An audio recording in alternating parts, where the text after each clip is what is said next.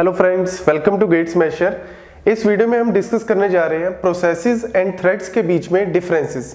तो सबसे पहले हम बात करते हैं प्रोसेसेस को हम जनरली बोलते हैं it is a heavy weight task, और इसके कॉन्ट्रास्ट में अगर हम बात करें थ्रेड्स को हम बोलते हैं it is a light weight task. तो हम सबसे पहले मैं आपको बता दूं हम किस एनवायरनमेंट की बात कर रहे हैं। हम multi processing multi tasking environment की बात कर रहे हैं। मतलब क्या है कि मल्टीपल प्रोसेसेस या मल्टीपल टास्क एक ही टाइम पे पैरेलली रन कर रहे हैं। अब इस टाइप के एनवायरनमेंट को परफॉर्म करने के लिए या तो मेरे को मल्टीपल सीपीयूज चाहिए, लेकिन मेरे पास सीपीयू तो जनरली हमारे सिस्टम में एक ही सीपीयू होता है।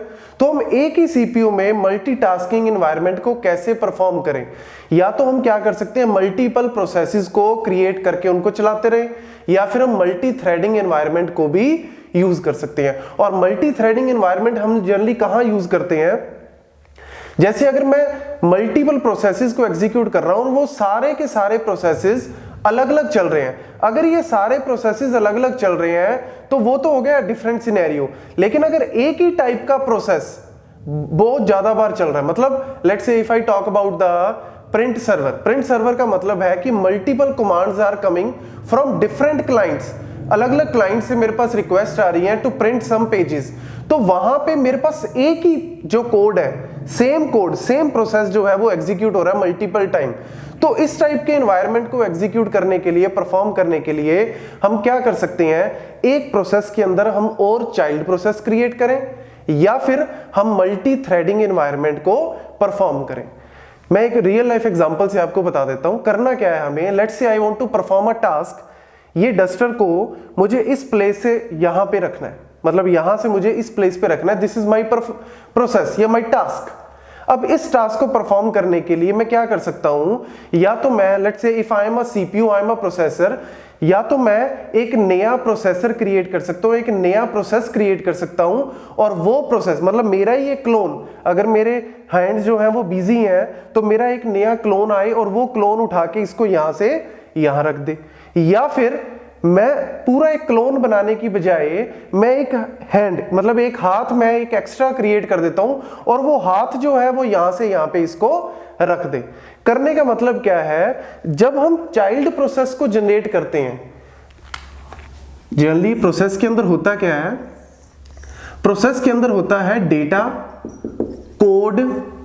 डेटा का मतलब है कि मल्टीपल फाइल से वो डेटा को एक्सट्रैक्ट करता है, तो डेटा लगा लो आप, चाहे फाइल्स को ले लो। कोड है, इसके अलावा हमारे पास यहाँ पे स्टैक है, रजिस्टर्स है, ये सारा जो है एक प्रोसेस के अंदर ये सारे के सारी चीजें आती हैं। अब जब हम इस प्रोसेस का एक चाइल्ड प्रोसेस क्रिएट करते हैं, मतलब एक और प्रोसेस क्रिएट करते हैं, तो वो क्या होता है, वो इसकी एज इट इज कॉपी होती है, जिसको मैं बोल रहा हूं क्लोन। मतलब उसका अपना एक डेटा, और वो डेटा है क्या, यही डेटा है, लेकिन वो दोबारा से क्रिएट करेगा उसी कोड को, वो इंडिपेंडेंटली दोबारा से यूज करेगा, और अपना स्टैक, उसका अपने रजिस्टर चाहे प्रोग्राम काउंटर है, इनपुट आउटपुट रजिस्टर है, अपने वो रजिस्टर यूज करेगा। इसमें हमारे पास जब भी हम प्रोसेसेस को जनरेट करते हैं तो हम यूज क्या करते हैं, फॉर्क सिस्टम कॉल में हम क्या करते हैं, एक प्रोसेस का चाइल्ड प्रोसेस क्रिएट करते हैं, और वो चाइल्ड प्रोसेस क्या होता है, एज इट इज कॉपी होती है। लेकिन थ्रेड के अंदर हम क्या करते हैं, थ्रेड के अंदर अगर हम एक प्रोसेस का थ्रेड क्रिएट कर रहे हैं या एक प्रोसेस को मल्टीपल थ्रेड्स में डिवाइड कर रहे हैं, तो हम जल्दी कर क्या रहे हैं, सारे के सारे थ्रेड्स सेम डेटा को शेयर करेंगे, सेम कोड को शेयर करेंगे। मतलब आप यहां पे ओवरहेड नहीं आएगी, यहां पे ओवरहेड है क्योंकि बार बार वो डेटा क्रिएट हो रहा है, सेम डेटा की मल्टीपल कॉपीज क्रिएट हो रही हैं, सेम कोड की मल्टीपल कॉपीज क्रिएट हो रही हैं, और स्टैक की, रजिस्टर्स की मल्टीपल यहां पे यूसेज हो रही है। लेकिन यहां क्या है, code data as it is वही सेम होगा, लेकिन अपना स्टैक होगा, एक पूरे थ्रेड का अपना स्टैक होगा, अपने रजिस्टर्स होंगे। ऐसे ही अगर मैं एक और थ्रेड क्रिएट करता हूं T2, तो उसका अपना स्टैक होगा, अपने रजिस्टर होंगे। इस तरीके से वो यहां पे परफॉर्म करेगा। तो मैं यहीं पे अब ये जो है बेसिक इनके बीच में डिफरेंस को लेके मैं यहां पे एक्सप्लेन कर रहा हूं। सबसे पहले मैं लिख रहा हूं प्रोसेस के अंदर system calls involved in the process. System call जैसा कि मैंने अभी बताया, fork is a system call which is used to generate a child process, और वो चाइल्ड प्रोसेस क्या है, क्लोन है, मतलब एक पूरा एज इट इज कॉपी है उसकी। तो सिस्टम कॉल का यहाँ पे मतलब यहाँ पे यूज हो रहा है कर्नल का, ऑपरेटिंग सिस्टम की हेल्प से हम क्या कर रहे हैं, एक फॉर्क सिस्टम कॉल के थ्रू एक नया प्रोसेस जनरेट कर रहे हैं। लेकिन थ्रेड के अंदर कोई सिस्टम कॉल नहीं यूज होती। थ्रेड जो है वो एपीआई मतलब जो एप्लीकेशन प्रोग्राम है वही एक थ्रेड को क्रिएट करता है, मल्टीपल थ्रेड्स को क्रिएट करता है। तो आप ये भी कह सकते हो, ये जनरली हम बात कर रहे हैं यूजर लेवल एंड पे, मतलब थ्रेड जो है वो जनरली 2 टाइप्स के हैं, यूजर लेवल और कर्नल लेवल। तो हम यहाँ पे बात कर रहे हैं यूजर लेवल थ्रेड की।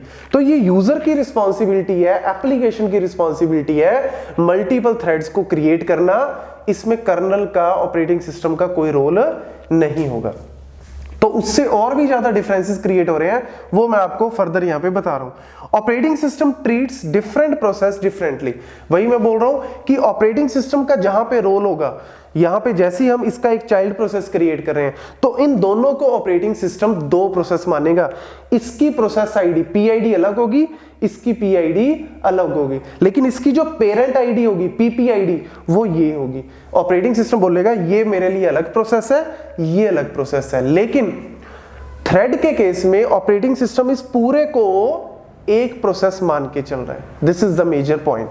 Then different processes have different copies of data, file and code. जो मैंने अभी आपको बताया, जितने आप चाइल्ड प्रोसेस क्रिएट करते रहोगे, चाइल्ड प्रोसेस जितने आप क्रिएट करते रहोगे, और इसका फॉर्मूला क्या होता है 2n-1, इतने चाइल्ड प्रोसेस क्रिएट होते हैं। जब जितनी बार आप फोक लिखोगे, 3 बार अगर फोक लिख रहे हो तो 2^3-1, 7 चाइल्ड प्रोसेस क्रिएट होंगे और एक पेरेंट, तो टोटल 8 प्रोसेस हो जाएंगे।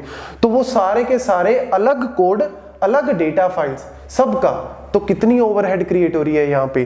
तो यही मैं पॉइंट यहाँ पे बोल रहा हूँ कि उनकी सबकी डिफरेंट कॉपीज होंगी, लेकिन यहाँ पे thread shares the same copy of data, same copies of data and files as well as code. लेकिन उनके अलग क्या होगा, स्टैक, रजिस्टर्स, वो सारे क्या होंगे, उनके अलग अलग होंगे, अलग अलग थ्रेड का अलग अलग। और ये ज्यादा ओवरहेड क्रिएट नहीं करते because it is very fast, it is very fast.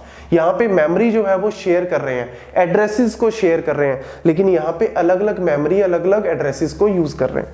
Then context switching is slower. ये पॉइंट्स आपस में रिलेटेड ही हैं, आपको ये पॉइंट्स ऐसे याद नहीं रखने या क्रैम नहीं करने। आपको अगर ये कॉन्सेप्ट क्लियर हो गया तो आपको सारा फंडा क्लियर होगा। कॉन्टेक्स्ट स्विचेस का मतलब है कि हम क्या यूज करते हैं, time slicing environment. Time slicing का मतलब है टाइम क्वांटम, मतलब हम कुछ सेकंड के लिए, कुछ मिली सेकंड के लिए पहले इसको चलाते हैं, फिर इसको चलाते हैं, फिर इसको चलाते हैं, फिर मतलब जब हम इस टाइप के एनवायरनमेंट को यूज करते हैं, लेट्स से कि मैंने इस प्रोसेस को थोड़ा सा चलाया, थोड़ा सा एग्जीक्यूट किया, पूरा नहीं किया, थोड़ा सा, फिर मैंने स्विच कर दिया इस प्रोसेस पे।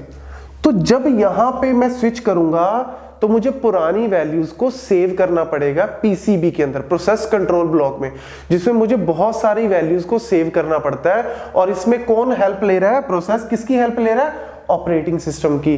तो इसकी वजह से यहाँ पे कॉन्टेक्स्ट की जो स्विचिंग है ना, वो बहुत ज्यादा टाइम ले लेती है एज कंपेयर टू यहाँ पे कोई स्विचिंग नहीं। यहाँ पे जो स्विचिंग आप कह सकते हो रजिस्टर्स की, एड्रेसिंग की, यहाँ पे थोड़ी बहुत स्विचिंग हो रही है, which is not very time consuming. ये ज्यादा एक्सपेंसिव नहीं है, but this is very time consuming. यहाँ पे पूरी वैल्यूज को पहले सेव करो, फिर दूसरे लेवल पे जाओ, फिर उसको सेव करो, फिर पहले लेवल पे जाओ। This is very very important point, और इसके ऊपर कई बार एग्जाम के अंदर क्वेश्चन आया हुआ है, कॉन्टेक्स्ट स्विचिंग किसमें फास्ट है, किसमें स्लो है। देन ब्लॉकिंग अ प्रोसेस, इन 2 पॉइंट्स को मैं यहाँ पे स्टार मार्क कर रहा हूं, बहुत ही इंपॉर्टेंट पॉइंट है। Blocking a process will not block the another process. मतलब अगर मैं पेरेंट प्रोसेस को ब्लॉक करता हूं, ब्लॉक जनरली क्यों होते हैं प्रोसेस, जब प्रोसेस एग्जीक्यूट होते हुए सीपीयू के ऊपर एग्जीक्यूट हो रहे हैं, होते होते उन्होंने बोला बीच में मुझे हार्ड डिस्क को एक्सेस करना है, कोई फाइल को एक्सेस करना है, प्रिंटर को एक्सेस करना है, किसी हार्डवेयर को एक्सेस करना है। तो यहां पे जब वो आईओ की रिक्वेस्ट करते हैं, इनपुट आउटपुट की रिक्वेस्ट करते हैं, तो कर्नल बोलता है कि कुछ टाइम के लिए तू ब्लॉक हो जा, जब तेरे को वो आईओ मिल जाएगा तू दोबारा से रेडी स्टेट में आ जाइयो।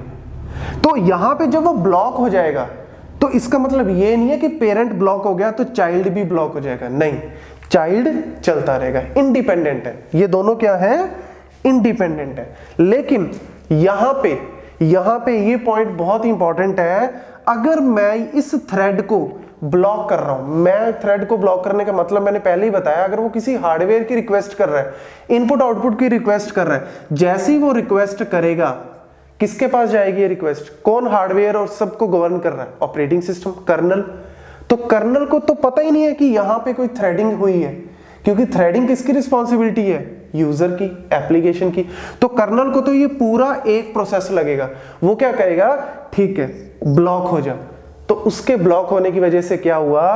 T2 भी ब्लॉक, T3 भी ब्लॉक, जितने भी थ्रेड्स हैं उस प्रोसेस में वो सारे ब्लॉक हो जाएंगे। So this is the very very important point. Blocking a process will not block, but blocking a thread in a process will block entire process.